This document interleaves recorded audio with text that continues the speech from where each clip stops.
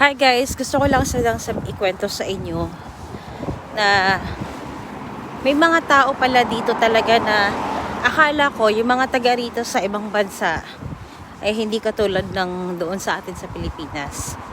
So akala ko wala silang mga pakialam masyado, or parang hindi sila alam mo yun, parang hindi sila pakialamera.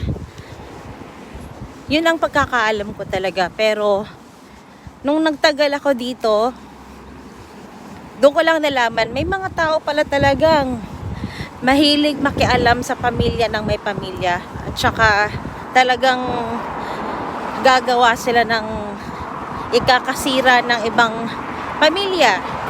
So, yun talaga akala ko. Kaya, mali pala. Akala lang pala talaga. Akala lang. Kaya, good luck sa mga ayaw sa akin.